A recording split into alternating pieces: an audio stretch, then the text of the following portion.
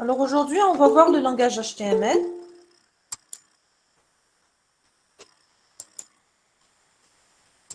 Madame, est-ce que vous allez enregistrer la séance ou bien on enregistre? Justement, j'étais en train de regarder. Alors, on ne me donne pas le menu pour enregistrer. Je ne sais pas où est le problème. Vous avez la possibilité de l'enregistrer vous-même pour cette fois. On peut utiliser حاجة مفتوحة à part le Meet. Allez-y. Allez-y. Donc, D'accord. si vous pouvez l'enregistrer, vous l'enregistrez. Parce que sur le Meet, d'habitude, j'enregistre. Aujourd'hui, on m'a retiré le menu. Je ne sais pas pourquoi. Donc, c'est bon, on peut commencer.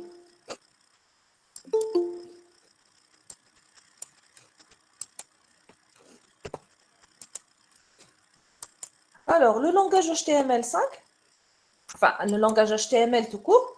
Donc, c'est un langage de balisage. On dit aussi un langage de marquage. Donc, à cause de sa syntaxe. Donc, ce sont les crochets ouvrants et fermants qui s'appellent balises. Et donc, on dit langage de balisage. Alors, c'est un langage qui permet de structurer le contenu des pages web dans différents éléments. Donc, il faut garder à l'esprit que le but premier de HTML, c'est la structuration et l'organisation sémantique des documents. Alors, à quoi sert HTML? HTML permet de publier des documents en ligne avec des titres, du texte, des tables, des listes, des photos, etc. C'est-à-dire tout ce que vous pouvez faire avec un éditeur de texte normal. Il permet aussi de ramener des informations en ligne via les liens hypertextes. C'est ce qui fait justement la puissance d'HTML. C'est ce qui a rendu ce langage intéressant.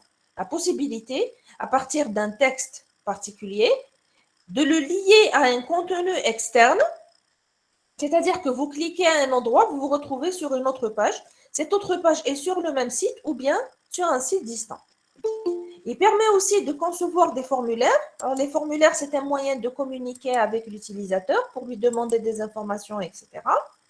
Il permet aussi d'intégrer des éléments multimédia, donc des séquences vidéo ou sonores, directement dans le document. Et surtout, il permet de créer des documents interopérables avec tout type de terminaux. C'est-à-dire, si j'ai créé un document avec HTML, je peux le consulter par la suite avec n'importe quel type de terminal. Alors, ce langage a connu plusieurs évolutions, d'accord? Donc, depuis sa création, la dernière en date, donc c'est la version HTML5. Donc, à partir de la version HTML5, donc, on dit que c'est un living standard. Donc, le standard est enrichi au fur et à mesure avec de nouvelles fonctionnalités, mais on reste toujours.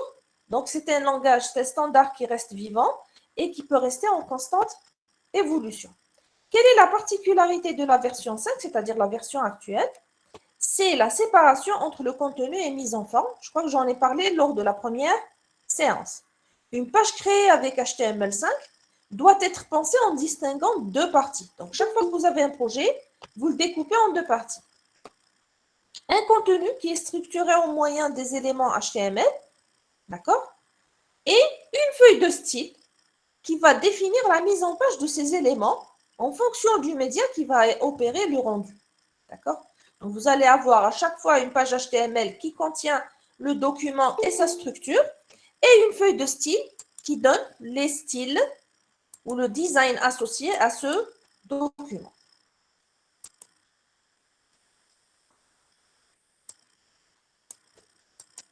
Quels sont les avantages de cette séparation? Alors d'abord, une meilleure organisation du contenu, vu que HTML ne contiendra que les données et que CSS ne contiendra que la mise en forme, donc notre contenu sera mieux organisé, sera aussi plus facile à mettre à jour ou à modifier. Alors, une meilleure qualité du code aussi et une plus grande rapidité d'affichage sur les navigateurs parce que le fait de travailler particulièrement avec CSS permet d'optimiser les styles. Au lieu de répéter la commande plusieurs fois, vous pouvez l'écrire une seule fois dans une feuille de style et par conséquent, si c'est plus rapide, l'affichage de la page et le rendu sera plus rapide aussi. Une réutilisabilité accrue et rapide du code et aussi la possibilité d'adapter facilement un même contenu à différents terminaux. Pourquoi? Grâce à l'utilisation des feuilles de style. Je vais avoir une feuille de style qui sera adaptée à chaque type de terminal. Maintenant, je veux commencer à travailler en HTML. Qu'est-ce qu'il me faut? Alors, il me suffit à ce niveau-là du module d'un éditeur de texte simple. D'accord? Donc, on va prendre Notepad++ juste pour la coloration syntaxique. Tout éditeur qui vous aide à saisir le code est déconseillé au départ. D'accord? Donc, quand on commence, c'est ce que j'avais donné comme exemple la dernière fois, c'est comme l'exemple de la calculatrice. Si vous donnez à un enfant une calculatrice dès le départ, il est normal qu'il n'apprendra jamais à calculer, de même que pour un étudiant. D'accord? Donc, si vous voulez apprendre le langage et prendre de bonnes habitudes dès le départ, travaillez avec Notepad++. Ce sera amplement suffisant. Maintenant, on va essayer de se familiariser un petit peu avec le lexique de HTML. Donc, qu'est-ce qu'on entend par les balises? Les balises, donc, ce sont ces structures-là. Donc, vous avez le symbole inférieur et supérieur qui encadre un mot-clé. Nous avons deux types de balises. La balise ouvrante, voici sa syntaxe. D'accord? Donc, vous avez le symbole supérieur, symbole inférieur. Et la balise fermante, c'est la même syntaxe à laquelle on ajoute un slash au début.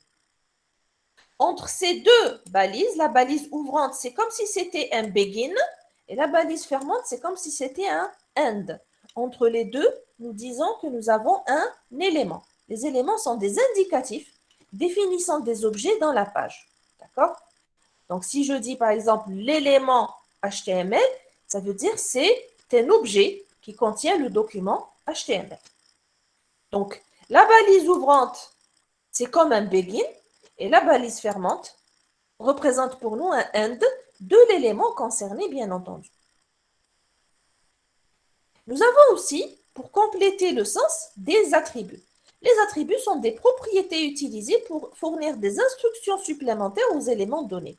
Donc, en fonction de l'élément, certains attributs pourront être supportés. Si vous avez des attributs, ils seront toujours dans la première balise, c'est-à-dire dans la balise ouvrante, jamais dans la balise fermante. D'accord? Maintenant, la syntaxe de base du langage HTML, donc on a dit une balise, c'est quoi? C'est un mot-clé encadré par les symboles supérieurs et inférieurs. Tout ce qui est en dehors de ces symboles-là sera considéré par le navigateur comme du texte simple qui sera directement affiché sur votre page. D'accord? Si vous ouvrez Notepad++, vous mettez juste bonjour, et bien il va vous afficher bonjour tout court. D'accord? Par contre, si vous mettez ces symboles, pour lui, c'est une balise. Et une balise, c'est une instruction ou une commande du langage HTML. Quels sont les types d'éléments qu'on peut retrouver dans HTML? Donc, on a dit les éléments, les objets en HTML sont représentés sous forme d'éléments. Nous allons voir que nous avons des éléments auto-fermants ou vides. D'accord? Il n'a pas de contenu à l'intérieur et donc ne nécessite pas de balise fermante. Vous avez une seule balise, d'accord? Et qui peut contenir à l'intérieur des attributs. Si vous avez des attributs, voici leur syntaxe. Le nom de l'attribut égale et ensuite la valeur entre guillemets. D'accord?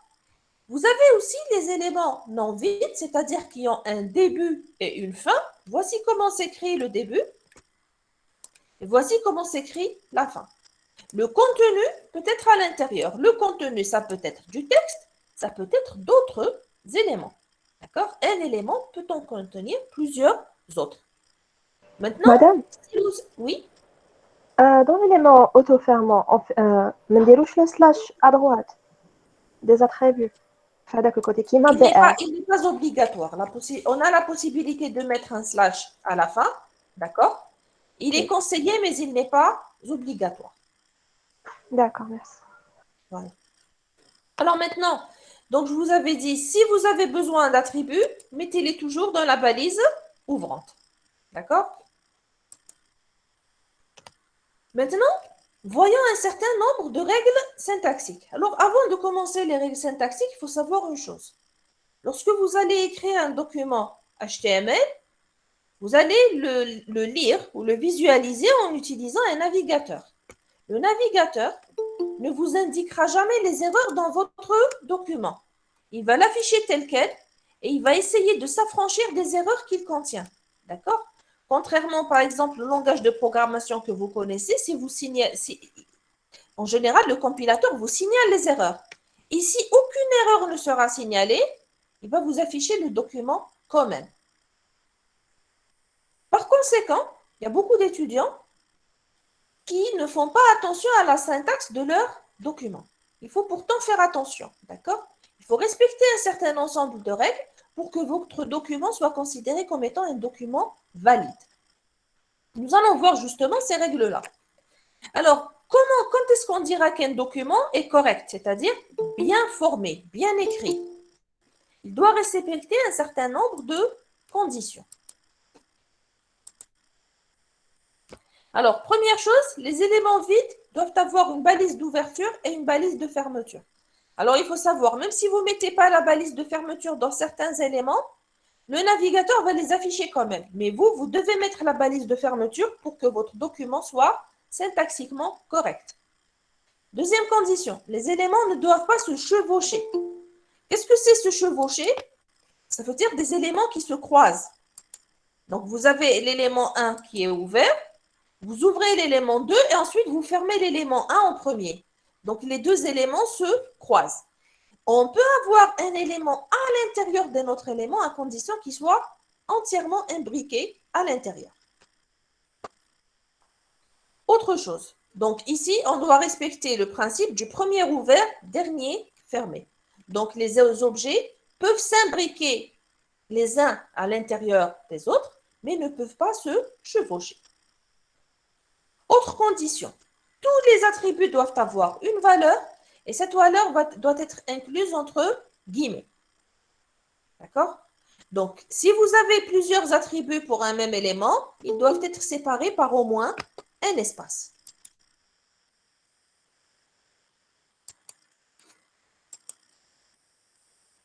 Une valeur doit être donnée à tous les attributs utilisés, y compris à ceux dont la valeur est unique. D'accord? Donc, dans certains cas, par exemple, on va voir que certains attributs n'admettent qu'une seule valeur, c'est-à-dire que même si vous ne la mettez pas, la présence de l'attribut suffit. Pourtant, pour respecter la syntaxe, nous serons obligés d'ajouter cette valeur-là. Donc, voici les conditions. Un document qui respecte toutes ces conditions est dit un document bien formé. Donc, si en examen, je vous donne un document, je vous dis, est-ce que ce document est bien formé? Qu'est-ce que vous allez faire? Vous prenez le document et vous vérifiez ses conditions. Chaque fois qu'une de ces conditions n'est pas respectée, vous allez me dire, le document n'est pas bien formé et voici les erreurs qu'on a trouvées. D'accord? Maintenant, s'il les respecte toutes, vous direz, le document est bien formé. Maintenant, il y a des pratiques qui sont recommandées mais qui ne sont pas obligatoires. D'accord? Il est conseillé de terminer les éléments vides par le slash à la fin. D'accord? Mais si vous ne le mettez pas, ce n'est pas considéré comme une erreur syntaxique. Deuxième recommandation, les éléments et les attributs, il faut savoir qu'ils sont insensibles à la casse. Il est toutefois recommandé de tout écrire en minuscules pour avoir une écriture conforme. D'accord? Donc, ces deux conditions ne sont pas obligatoires. C'est quelque chose de recommandé. C'est des pratiques recommandées, mais qui ne sont pas obligatoires. Maintenant, quand est-ce que j'ai le droit de dire qu'un document est conforme? Alors, un document, pour qu'il soit conforme, déjà, première chose, il doit être bien formé, c'est-à-dire, il respecte les conditions précédentes. Je dirais qu'il est conforme si, en plus, il respecte les règles d'inclusion des éléments les uns dans les autres, telles qu'elles ont été définies dans la spécification HTML5. D'accord? Donc, en HTML5, il y a des balises bien définies, et pour chaque balise, nous avons les balises qui peuvent être incluses à l'intérieur. Donc, c'est quelque chose que nous allons voir dans la suite de ce cours. Si un document respecte les règles sémantiques d'inclusion des éléments HTML5, nous dirons qu'il est conforme. Donc, pour qu'un document soit conforme, il y a deux conditions. Première condition, il doit être bien formé, c'est-à-dire il respecte les règles que nous avons vues précédemment. Deuxième condition, il doit respecter la syntaxe propre de HTML5. D'accord? Maintenant, comment vérifier les documents pour savoir s'ils sont valides ou pas, vu que le navigateur ne le fait pas? Alors, nous avons des validateurs qui sont mis à notre disposition, d'accord? Donc, nous avons par exemple le validateur du W3C qui est disponible à cette adresse. Vous soumettez votre document et on vous dit s'il est valide ou pas. S'il n'est pas valide, on vous signale les erreurs à rectifier, d'accord? Donc, dire qu'un document est valide, c'est un label de qualité, d'accord? Donc, c'est un label qui dit que ce travail-là, ce document-là est un document ou bien c'est un site professionnel. Donc, c'est quelque chose d'assez important. D'ailleurs, dans certains sites, vous trouvez le cachet en bas, d'accord? Vous avez un logo validé par le W3C. Donc, vous savez que ce document est un document valide. Maintenant, à quoi ressemble un document HTML5? Voici la structure minimale. Par exemple, en TP, nous allons créer ceci comme étant un modèle, d'accord? C'est un document vide que nous allons remplir au fur et à mesure par la suite. Donc ça, c'est la structure minimale. Qu'est-ce qu'elle contient? Regardons ensemble la première ligne. La première ligne, c'est doctype HTML. Qu'est-ce que c'est que cette première ligne? Cette première ligne, ça s'appelle la ligne du doctype et elle permet de spécifier la version du langage avec laquelle je suis en train de travailler. Si vous trouvez doctype HTML tout court, ça veut dire que vous êtes avec la version 5, c'est-à-dire la dernière version. Ensuite, vous allez voir la balise HTML en haut, /HTML en bas. Ça veut dire début de l'élément HTML, fin de l'élément HTML. L'élément HTML représente votre document à proprement parler. C'est le contenu de votre document. Il est décomposé en deux parties. Une partie, head,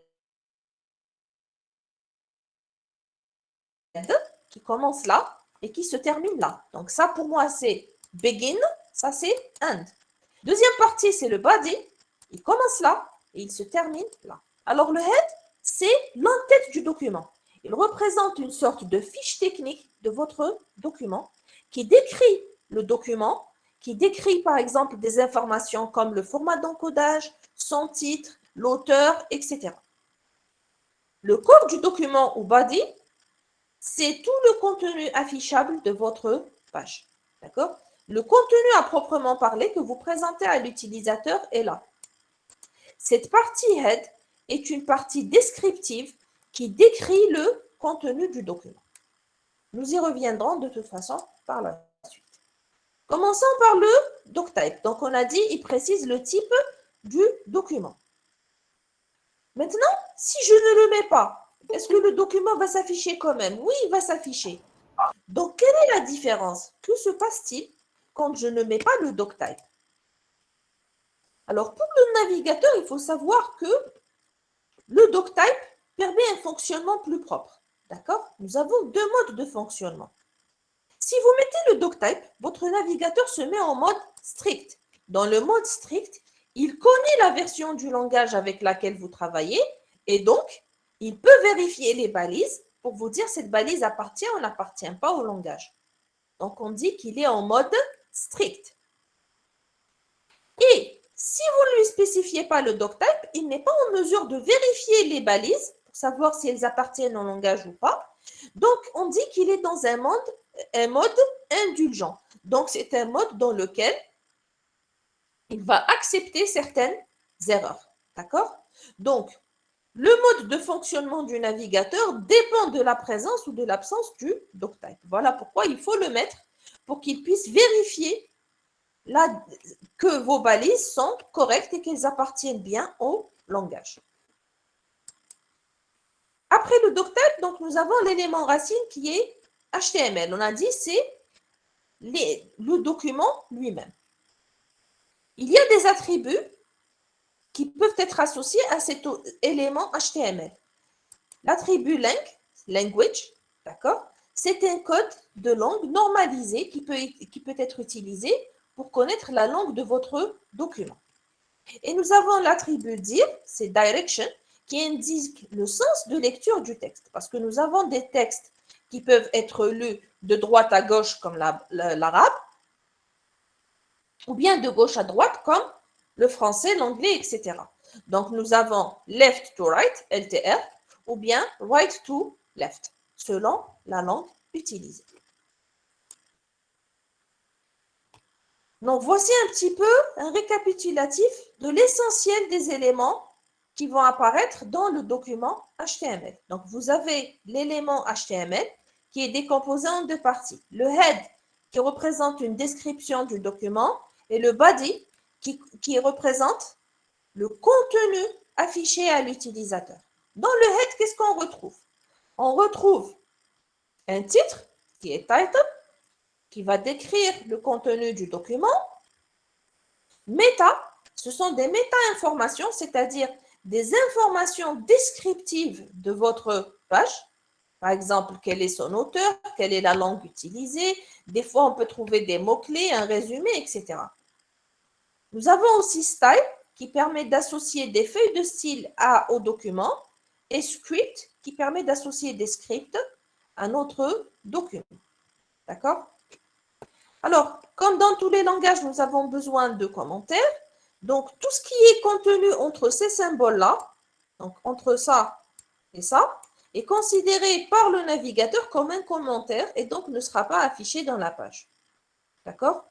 Donc, comme dans tous les langages de programmation, il est toujours recommandé de commenter le code HTML, en particulier quand vous avez un projet à soumettre, à corriger. Les commentaires, c'est un moyen d'expliquer au correcteur ce que vous êtes en train de faire. Donc, prenez l'habitude de largement commenter votre code. Ça augmente les notes parce que mieux on comprend votre raisonnement et meilleure sera la note. Alors, premier élément, donc l'élément head. Donc, on a dit il y a deux parties. La partie head, qui est la description, et la partie body, qui est le contenu de la page qui sera affiché à l'utilisateur. L'élément head permet une description de la page et englobe un certain nombre d'informations utiles au bon affichage de la page, par exemple les formats d'encodage, etc. Son contenu n'est pas affiché par le navigateur, donc il n'est pas destiné à l'utilisateur. Ces informations, puisqu'elles ne sont pas destinées à l'utilisateur, elles sont destinées à qui? Elles sont destinées en réalité au robot d'indexation. Là, ça mérite une certaine, c'est-à-dire une petite explication quand même. Alors, au début du web, les gens accédaient aux ressources, surtout en disposant de l'URL. D'accord?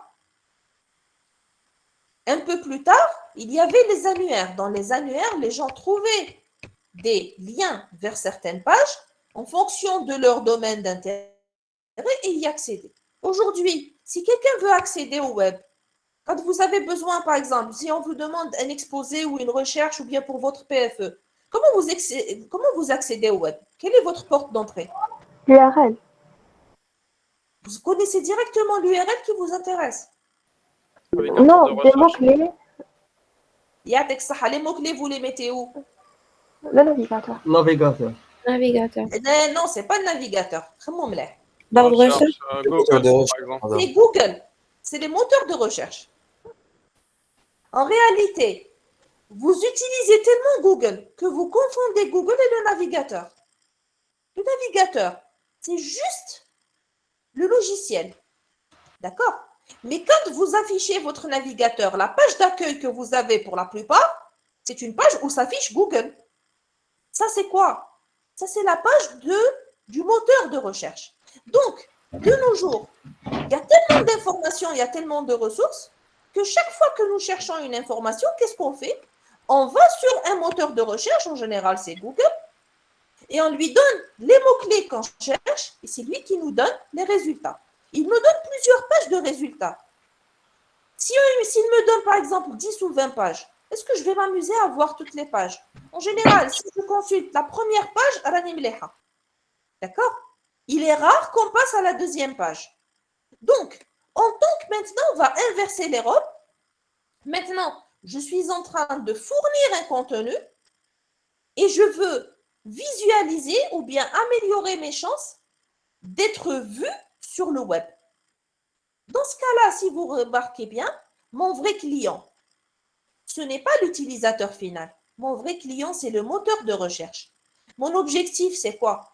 C'est de me positionner dans les meilleures positions pour certains mots-clés. C'est ça le principe. Par exemple, si j'ai un site qui parle de HTML, moi, mon objectif, c'est quoi? C'est que mon site apparaisse parmi les premiers résultats pour toute personne qui tape comme mot-clé le mot HTML. Maintenant, comment améliorer ses chances d'apparaître dans les premières pages? Parce que si vous n'êtes pas sur la première page ou éventuellement sur la deuxième, personne ne va voir votre site. Quel que soit votre contenu, les gens ne pourront pas le visualiser parce que les gens n'iront pas aussi loin. Comment améliorer vos chances? Il faut augmenter votre ranking, donc votre classement au niveau du moteur de recherche. Comment fonctionnent les moteurs de recherche? Google fonctionne grâce à des outils logiciels qu'on appelle les robots d'indexation. D'accord? Ce sont des applications d'intelligence artificielle, d'accord, qui sont envoyées par Google pour consulter les différents sites web existants sur la toile. Pour ce site-là, il va analyser le contenu, analyser sa structure, d'accord, et voir à quel mot-clé correspond le document. Et en fonction de ça, il va lui donner un classement. Lorsque ce mot-clé sera tapé par un utilisateur, il va lui afficher par ordre les sites les plus pertinents concernant ce mot-clé-là. Donc, si vous voulez être vu, si vous voulez que votre site soit bien classé, il est très important que les robots d'indexation comprennent votre code aussi bien qu'un utilisateur humain. Comment ils vont le comprendre? Grâce à la description que vous allez en donner. Donc, la partie head, qui est l'entête du document, est une façon de bien présenter le contenu de votre document au robot d'indexation. D'accord? Donc, voilà à quoi sert cette partie. Donc, quels sont les éléments imbriqués dans Head? Premier élément, Title. Title, c'est le titre du document. Alors, ce n'est pas le titre qui sera affiché à l'utilisateur. Ça, c'est autre chose. Qu'est-ce qu'on avait dit? On avait dit tout ce qui s'affiche dans la fenêtre du navigateur, c'est le contenu de la partie Body. Nous, on n'est pas dans Body, on est dans l'entête du document, on est dans Head. D'accord? Donc, cet élément Title, il va apparaître à deux endroits. C'est le titre que vous voyez lorsque vous voyez la barre du navigateur en haut. Lorsqu'une page s'affiche, une barre en haut au niveau du navigateur affiche le contenu de l'élément title. Deuxième fois où vous allez le voir dans les résultats de recherche. Lorsque quelqu'un lance une recherche et que votre site apparaît, il apparaît avec l'élément title. C'est l'élément title qui va apparaître en premier. D'accord? Donc, il faut bien le choisir parce que c'est la première chose qui va être visible de votre site pour un utilisateur sur un moteur de recherche, par exemple. Deuxième élément, méta. Donc, c'est les méta-informations. C'est une description du contenu du document que nous allons voir par la suite. Link, c'est une balise qui permet d'établir une relation vers des ressources externes. Par exemple, si ma page HTML est reliée à une feuille de style, je ferai le lien entre ma page et la feuille de style associée en utilisant la balise link. Style, c'est pour ajouter des styles CSS à l'intérieur du document. Ces styles seront propres au document en cours. Script, c'est pour ajouter des scripts dans le document. Pareil, donc ils sont valables uniquement pour le document en cours. Base, donc c'est une base d'adressage par défaut pour tous les liens du document. Donc, pour link, donc on a dit c'est pour établir une relation avec des ressources externes. Quels sont les attributs qu'elle supporte? Rel, qui veut dire relation. Donc, il indique le nom de la relation à établir avec le fichier externe. Par exemple, si c'est une feuille de style, ce sera style sheet. Le type, c'est pour préciser le type du contenu. Et href, c'est pour donner l'adresse de la ressource externe associée. Donc, dans le cas d'une feuille de style, vous mettrez href, vous mettrez l'adresse de la feuille de style que vous voulez associer. Nous allons le voir dans la partie CSS du cours. Les méta-informations, donc on a dit, elles sont introduites via la balise méta. Alors, cette balise méta peut introduire plusieurs informations. Sous quelle forme? C'est toujours name, content. Name égale le nom, content égale la valeur. Quelques attributs possibles. Donc, name égale, ça peut être application name, c'est le nom de l'application. Author, c'est pour l'auteur. Description, c'est pour une description du contenu. Nous avons keywords, c'est un ensemble de mots-clés, et ainsi de suite. On peut aussi avoir HTTP équivalent. En réalité, ici, c'est des commandes HTTP qui peuvent être envoyées par Meta. Par exemple, refresh, c'est pour rafraîchir la page. D'accord? Content type, c'est pour le type de la page. Default style, c'est pour la feuille de style par défaut. Content, c'est un texte. Donc ici, vous avez name qui donne un type et content qui donne la valeur. Par exemple, name égale author, content égale Bouyakoub. Ça, c'est pour donner l'auteur d'un élément, d'un document, etc. Nous avons aussi la possibilité de définir le format d'encodage en utilisant charset. Donc, charset égale et vous donnez un format d'encodage de caractères. Alors, pour le format d'encodage, le plus utilisé, c'est UTF-8. C'est un format qui permet d'encoder l'ensemble des caractères du répertoire universel des caractères codés, d'accord? Et il est utilisé par la majorité des sites, d'accord? Et cela depuis un bon moment quand même. Alors, pour pouvoir intégrer UTF-8, on utilise cette balise meta charset égale UTF-8. Dans votre cas, par exemple, si vous oubliez de mettre UTF-8, il va travailler en ASCII et vous aurez un problème avec les caractères accentués. D'accord? Alors, le slash que j'ai ici à la fin est facultatif. Si vous le mettez, c'est bon. Si vous ne le mettez pas, ce n'est pas une erreur. D'accord? Parce que ça, l'élément méta, c'est un élément vide. Et on a dit qu'on pouvait, pour les éléments vides, ajouter le slash à la fin. Alors, pour les scripts internes, on en a parlé. Donc, comment intégrer un script? Donc, si vous avez un script interne, vous mettez la balise begin comme ça, donc la balise ouvrante script. Vous écrivez votre script et vous fermez avec slash script.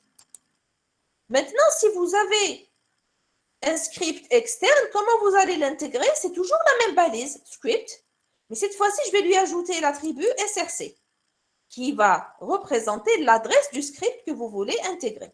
Dans script, src qui va donner l'adresse, ensuite slash script. Et je ne mets rien à l'intérieur. Alors, vous faites attention, je n'ai pas le droit de combiner les deux. C'est-à-dire, soit j'utilise script pour un script interne, et dans ce cas-là, j'écris script, je remplis mon script et ensuite slash script pour la fin, soit je relis mon document avec un script externe de cette manière. Mais dans ce cas-là, il y a une condition. Il faut que l'élément, il faut qu'il n'y ait rien à l'intérieur de cet élément. D'accord? Sinon, vous allez générer une erreur. Alors, l'élément style, on a dit, il permet d'associer des styles au document. Les styles qui sont à l'intérieur du document seront dits styles internes. Par opposition à style externe, qui veut dire c'est une feuille de style indépendante. D'accord? Alors, l'attribut média, c'est un attribut qu'on peut ajouter à style. Donc, précise le type de média concerné par la feuille de style. À quoi il sert cet attribut? Il permet d'attribuer ou bien d'incorporer plusieurs styles dans la même page, chacun destiné à un média différent. D'accord? Je peux avoir une balise style média égale à print et j'écris mes styles.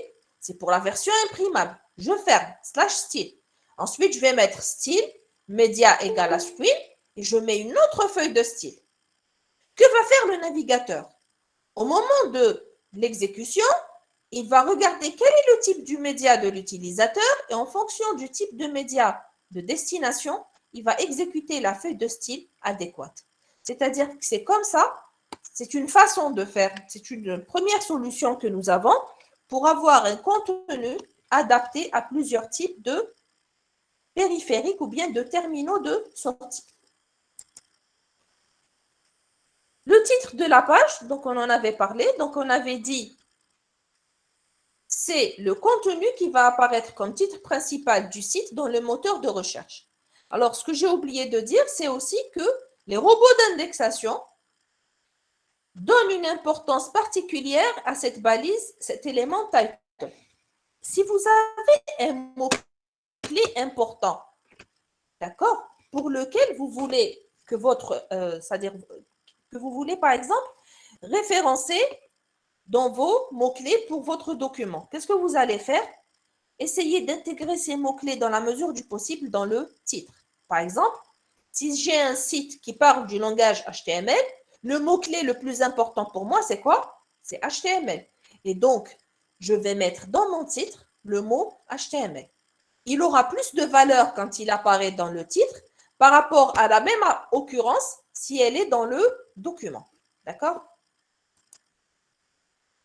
Ça, c'était l'entête du document. Deuxième partie du document, c'est le corps. Le corps, c'est la partie qui va être affichée à l'utilisateur. Alors, avant de commencer le corps du document, il y a des attributs qui sont communs aux différents éléments. Quels sont ces attributs? Ce sont les attributs globaux ou noyaux. Ces attributs s'appliquent quasiment à tous les éléments. Premier attribut, l'attribut ID. Il sert à identifier un élément de manière unique en lui donnant un nom. D'accord? On peut l'utiliser par la suite, soit pour y faire référence dans un script, soit pour y faire référence dans une feuille de style. Deuxième attribut, l'attribut classe. Il contient le nom d'une classe, d'accord? Et cette classe-là pourra être utilisée par la suite dans une feuille de style pour lui affecter des styles associés. Alors, ID est unique, donc un élément a un identifiant unique. Par contre, la classe peut contenir plusieurs éléments. Nous avons aussi l'attribut style qui permet de définir un style localement pour un élément donné. Donc là, ce n'est pas l'élément style, c'est l'attribut style qui va donner un style à un élément ponctuellement, un seul élément du document. D'autres attributs globaux, c'est-à-dire qui peuvent être utilisés par tous les éléments, nous avons l'attribut title qui spécifie des informations supplémentaires sur un élément. Alors, comment il va s'afficher? Il s'affiche sous forme d'infobulle lorsque la souris survole l'élément. C'est comme si c'était un titre ou une définition de l'élément. On peut aussi associer l'attribut language, d'accord, comme étant la langue du contenu de l'élément. Alors, ce n'est pas la langue, c'est le code de la langue. Par exemple, pour l'anglais, le code, c'est EN. Pour le français, le code, c'est FR, etc. Maintenant, nous avons aussi d'autres attributs qui sont utilisables pour la plupart des éléments. Ce sont les attributs de gestion d'événements. Ils sont utilisés surtout avec les langages de script de type JavaScript. D'accord? Donc, ces attributs permettent de gérer les événements dont l'élément peut être le siège. D'accord? Et qui sont créés par l'utilisateur. Par exemple, onClick, c'est pour gérer l'événement clic sur un élément. D'accord? OnMouseOver, c'est la gestion de l'événement survol de la souris, du curseur de la souris, au-dessus de la zone d'un élément. D'accord? Donc, pourquoi on les a présentés ici au départ? Parce qu'ils sont communs à tous les éléments HTML. Et puis ensuite, au fur et à mesure qu'on présente un élément, on dit voici les attributs associés à cet élément-là. Maintenant, nous allons voir les éléments HTML les plus utilisés, commençant déjà par les sauts de ligne et espace. Il faut savoir qu'en HTML, le saut de ligne, le retour à la ligne normale, qu'on a l'habitude d'effectuer, j'appuie sur Entrée, n'a aucun effet. Il est interprété tout simplement comme un espace. Si vous voulez avoir un retour à la ligne, il y a trois façons de faire. Si vous voulez un retour à la ligne simple, vous utilisez la balise BR. Si vous voulez délimiter un paragraphe, c'est-à-dire... Madame, Oui. ليش تمدينا دي زيكزامبل كيما هذوك لي زاتريبي ماشي تاع HTML اللي قبلهم قريت راكي On va les تقراهم voir au fur et à ديريكت. mesure du cours, mais je suis à ce niveau. Hein. داكور. D'accord. Donc, les paragraphes sont définis par la balise P. Donc, la balise P, elle vous permet de délimiter au début et à la fin d'un élément. Donc, elle va séparer un paragraphe du reste du texte. Et l'élément HR permet un retour à la ligne, mais avec une insertion d'une ligne horizontale. Donc, nous avons trois façons de procéder. Soit j'utilise BR pour un simple retour à la ligne, soit je délimite un paragraphe avec P. Donc, le début du paragraphe, c'est P. La fin du paragraphe, c'est slash P. BR, c'est un élément vide, donc je le mets tout seul. P, c'est un élément non vide, donc je mets P au début, slash P à la fin. L'élément HR aussi est un élément vide, donc je mets simplement HR pour un retour à la ligne. Maintenant, si je veux sauter deux lignes, qu'est-ce que je vais faire? Eh bien, je vais écrire BR deux fois. Je veux sauter trois lignes, je l'écris trois fois. D'accord? Donc, il n'y a pas une autre façon de faire. Ensuite, nous avons les titres. D'accord? Donc, nous avons 6 niveaux de titres, de H1 jusqu'à H6, qui correspondent à des titres décroissants. Donc, le plus haut niveau, c'est le niveau H1. C'est le grand titre qui sera, en général, le titre principal de notre document. H6, c'est le plus petit niveau de titre. D'accord? Il sera petit en niveau de taille, mais aussi en termes d'importance. Il faut savoir aussi que les titres, ce n'est pas juste pour l'affichage, ils possèdent aussi une forte valeur sémantique. Le robot d'indexation, en lisant votre document, parce qu'il va parcourir le contenu de votre document. Donc, en parcourant votre document, il va donner plus d'importance à un mot s'il le trouve à l'intérieur d'un titre. D'accord? Donc là aussi, essayez de placer judicieusement vos mots-clés dans les différents titres. D'accord? Ensuite, nous avons les sections. Les éléments de section délimitent des zones du document ayant une valeur sémantique particulière. À quoi ça sert? Nous avons dit au départ que HTML servait à organiser le contenu. Comment l'organiser? En gros, nous allons organiser notre contenu sous forme de sections. Chaque section est une partie ayant une sémantique particulière. Nous allons voir qu'en fonction de la sémantique, le type de section que nous allons utiliser va différer. D'accord? Chaque section possède un rôle précis. Alors, quels sont les avantages? Pourquoi faire ce découpage sémantique? Le code source est plus clair. Les différentes parties dans le document sont clairement identifiées et on augmente les possibilités d'analyse du contenu et de référencement. C'est-à-dire que le travail que nous allons faire, il va servir à mieux structurer notre document, mais aussi à en améliorer l'indexation. Mieux vous allez le structurer, plus facilement il sera compris par les robots d'indexation. Voyons les différents éléments de section disponibles en HTML5. Le premier élément, c'est l'élément section. Section, c'est une section générique qui porte sur une même thématique. Je vais vous donner un exemple. Si vous avez un livre électronique que vous voulez le présenter sur votre site, un livre est composé de chapitres. La particularité d'un chapitre, c'est que c'est une entité qui tourne autour d'une même thématique, qui est le titre du chapitre. Chaque chapitre a un sens particulier. Par exemple, si vous êtes dans un PFE, le chapitre conception ne parle que de la conception du document. Le chapitre réalisation ne parle que de la réalisation du document. Donc, il porte sur la même thématique. Maintenant, nous avons aussi l'élément article. Article, c'est une section autonome qui peut être comprise indépendamment du reste. Donc, ce n'est pas comme section. Section, les éléments sont reliés sémantiquement les uns aux autres. D'accord?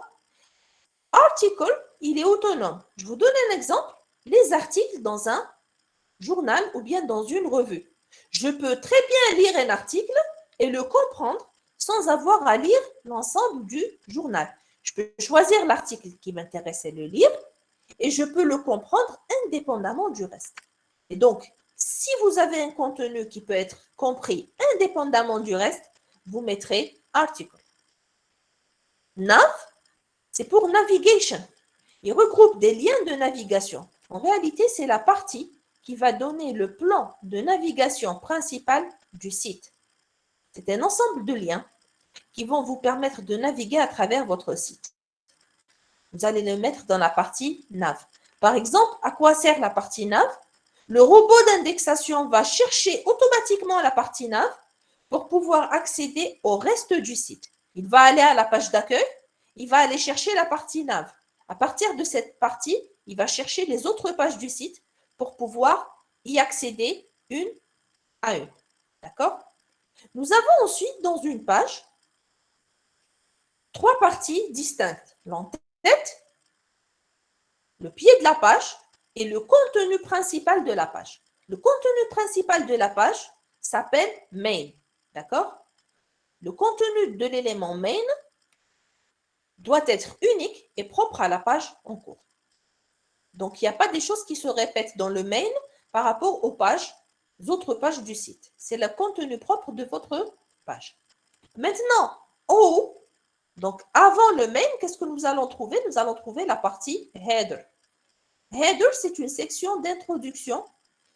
On peut trouver un header au niveau d'une page. On peut aussi trouver un header de section. D'accord? Un élément section peut avoir lui aussi un élément d'entête. Que contient le header? Il contient un titre. Il peut contenir aussi un logo. Dans certains cas, il contient la partie de navigation, un formulaire de recherche, etc. D'accord? Mais essentiellement, il contient toujours un titre. Le header apparaît toujours en haut. Et à la fin de votre document, après le main, vous trouverez le footer. Le footer, c'est le pied de page ou bien le pied de votre section. D'accord? Donc, même une section peut avoir un header et un footer. Qu'est-ce qu'on peut contenir? Qu'est-ce qu'il peut contenir?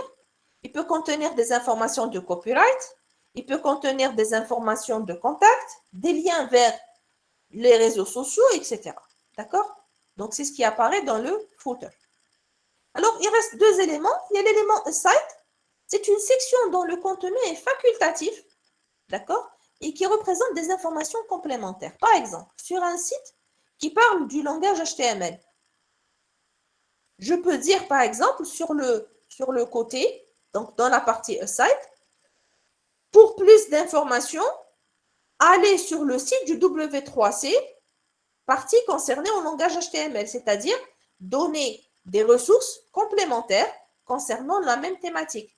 Cette information-là, c'est une information complémentaire, elle n'est pas obligatoire. Si vous voulez consulter le lien, tant mieux. Si vous ne voulez pas, vous n'êtes pas obligé. Et donc, c'est une partie aside. D'accord? Des fois Madame, aussi, oui. on peut trouver les publicités, les sites, la partie aside. Oui, mais Vu la que, publicité pour nous, ce n'est pas le contenu du site. oui, mais l'espace spécifique pour les publicités. Oui, il y a des places spécifiques pour les publicités. Il y a des qu'on appelle une bannière. Mais ce n'est pas la D'accord. partie aside. D'accord. C'est-à-dire ici, ce que je suis en train de décrire, c'est quoi? C'est le contenu principal.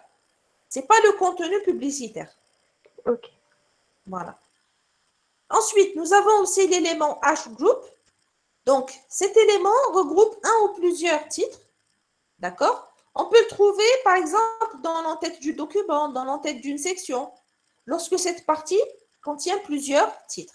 Donc, hgroup ne contient que des titres. Donc, voici en gros les différents éléments que vous allez retrouver dans une page.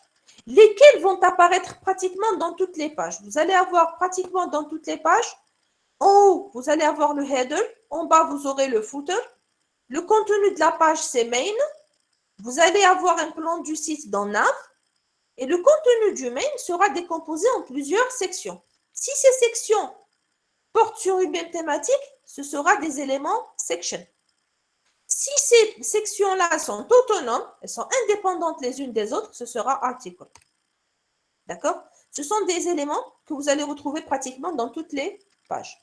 Maintenant, question. Donc, comment structurer mon site? Ensuite, je reviens à la question. Donc, si vous avez un site à structurer, qu'est-ce que vous allez faire? Pour l'entête, d'accord? Là où vous avez le titre, le logo, etc., vous mettrez la balise header. Pour le pied de page, contenant le copyright des logos ou des liens, vous mettrez dans la balise footer.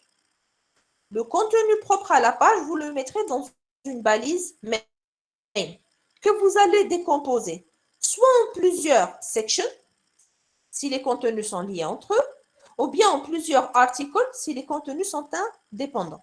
Si vous avez des informations complémentaires ou annexes, vous les mettrez dans le site. Et pour la partie de navigation, vous la mettrez dans Nav.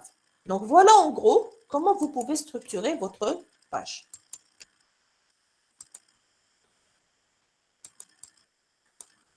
Maintenant, au niveau des sites, voilà comment en général s'affichent ces différents éléments.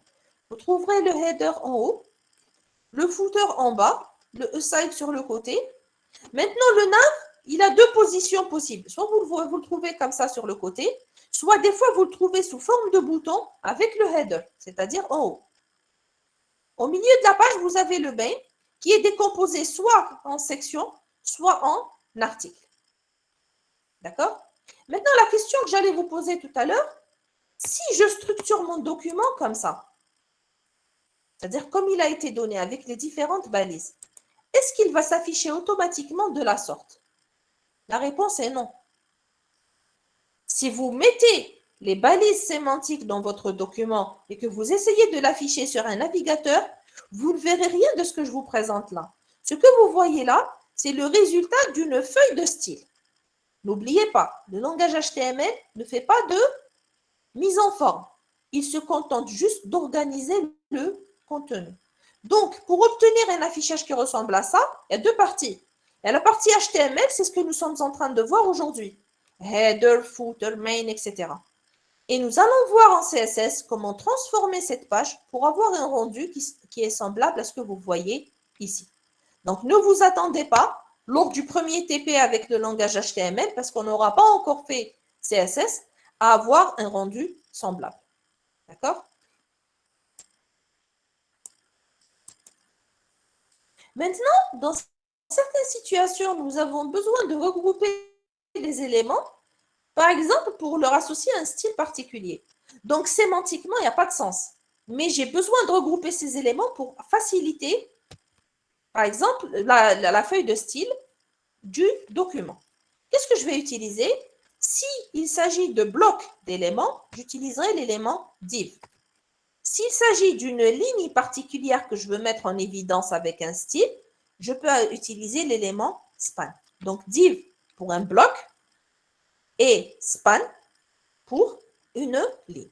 Ces contenus-là sont souvent utilisés avec les feuilles de style parce qu'ils n'ont pas de sémantique particulière. D'accord? Donc, ils sont en général utilisés uniquement d'un point de vue, c'est-à-dire juste pour faire les styles de votre document. Maintenant, on passe aux hyperliens.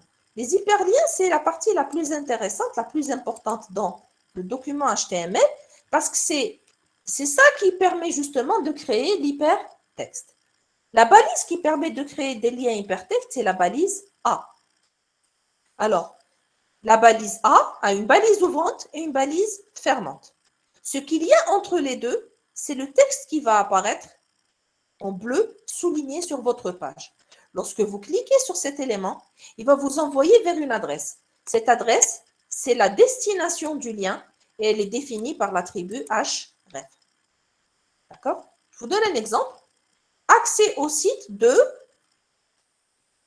Alors ici, vous avez A, href, usthb.dz, usthb/A. Voici l'élément A. Quel est l'élément qui va s'afficher en bleu souligné? Ce qu'il y a à l'intérieur, c'est-à-dire USTHB. Lorsque je clique sur cet élément, il m'envoie où? Il m'envoie dans l'attribut href. Voici l'attribut href. Donc, c'est le site usthb.dz. Donc, voilà comment ça fonctionne. D'accord? Le texte que vous voulez voir en bleu en souligné doit être entre la balise ouvrante A et la balise fermante /A. Nous avons la possibilité d'avoir non seulement une ligne de texte ou un mot, mais même un paragraphe entier qui permet d'accéder à une adresse. On appelle ça un lien en bloc. Donc, pour le lien en bloc, vous pouvez mettre une partie du document ou une illustration ou un extrait de texte. Vous le mettez à l'intérieur de la balise A. Et ça fonctionne exactement de la même manière. L'attribut href va définir la destination du lien. On dira qu'il s'agit d'un lien en bloc. Maintenant, nous distinguons en fonction de leur destination deux types de liens. Les liens externes, c'est un lien qui me renvoie vers une autre page. Comme tout à l'heure, ustrhb.dz, c'est une nouvelle page, donc il m'envoie sur un autre site. Nous avons aussi la possibilité d'avoir des liens internes, c'est-à-dire des liens qui me permettent de me déplacer plus haut ou plus bas au sein de la même page. D'accord? Par exemple, vous avez un document que vous présentez, un livre que vous présentez sous format électronique, et vous voulez avoir la possibilité d'aller directement au sommaire ou bien d'aller directement au chapitre 1 ou bien de sauter au chapitre 5, etc. Comment vous allez procéder? Nous allons d'abord définir les liens internes. Donc, vous allez vers la destination. Par exemple, je veux faire un lien vers le sommaire. Je vais aller vers le sommaire, d'accord? Et je vais spécifier ID égale à sommaire. Ensuite, là où je veux associer un lien vers cette destination-là, je vais mettre tout simplement href égale à dièse sommaire. Si je clique sur ce lien, il me renvoie où? Il me renvoie vers l'élément dont l'identifiant est égal à ça. D'accord? Donc, ce dièse va être suivi du nom de l'identifiant de l'élément en question. Donc, voilà comment on définit un lien interne dans une page. Il va me renvoyer, par exemple, directement vers la partie du document concerné.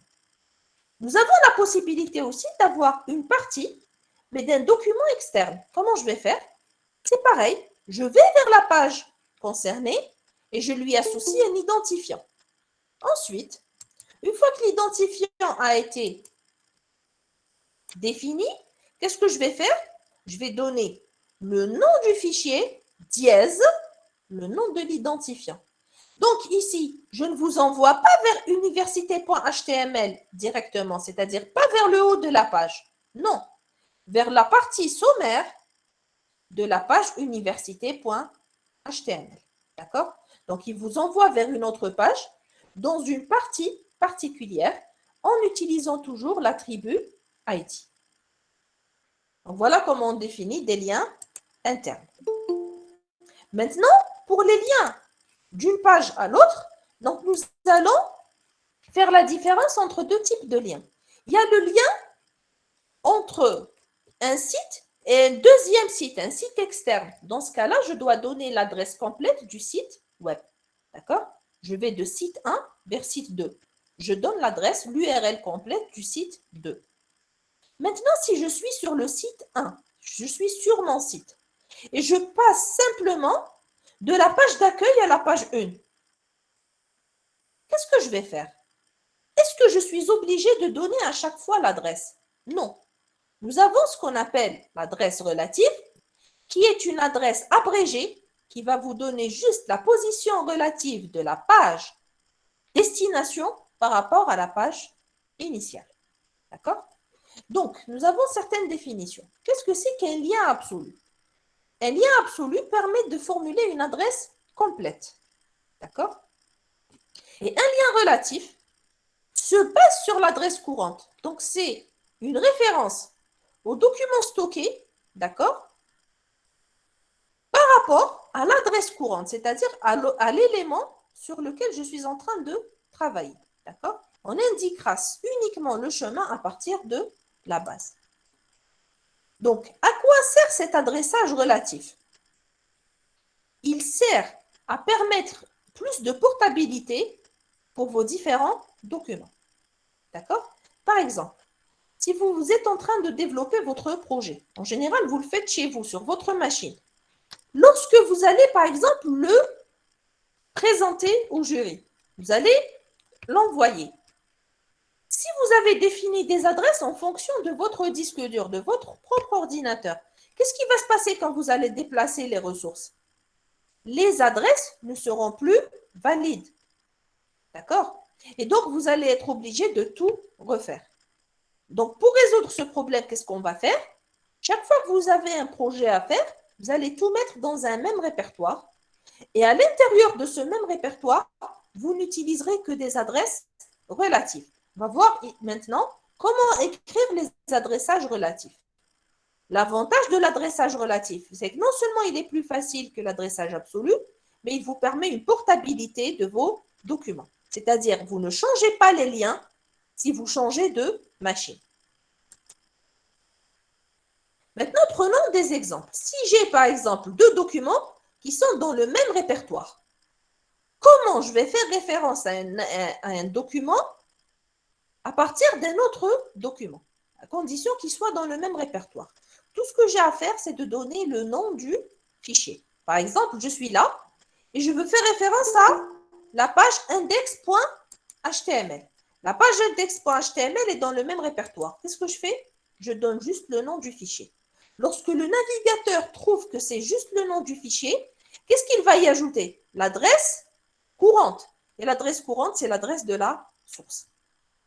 D'accord? Voilà comment ça fonctionne. C'est une sorte d'adresse abrégée. Maintenant, deuxième cas. Si la ressource est située dans un sous-répertoire, donc vous avez la source, et vous avez la page de destination qui est à l'intérieur du répertoire REP. Ça, c'est mon adresse de base. Qu'est-ce que je vais donner? Je vais donner juste l'adresse du répertoire / le nom du fichier. Répertoire / le nom du fichier. S'il y a deux répertoires, qu'est-ce que je vais faire? Répertoire 1 / répertoire 2 / index.html.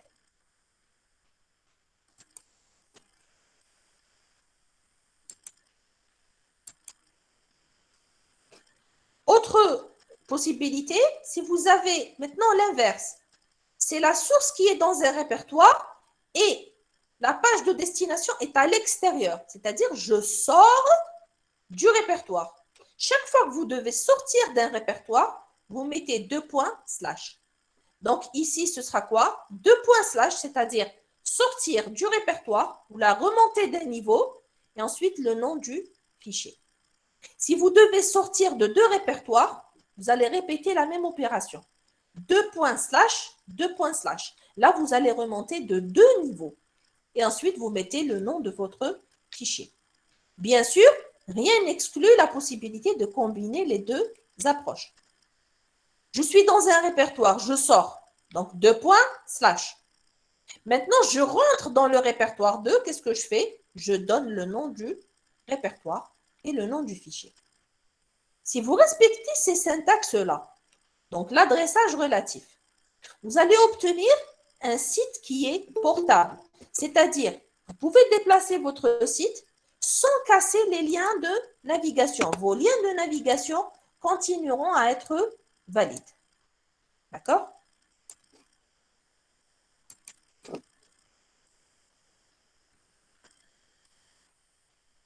Bon, je crois que le temps est écoulé. On va s'arrêter à ce niveau. Est-ce qu'il y a des questions pour le moment? C'est bon? Alors, tout ceci, Oui, bien sûr, madame. on va le revoir en TP, d'accord?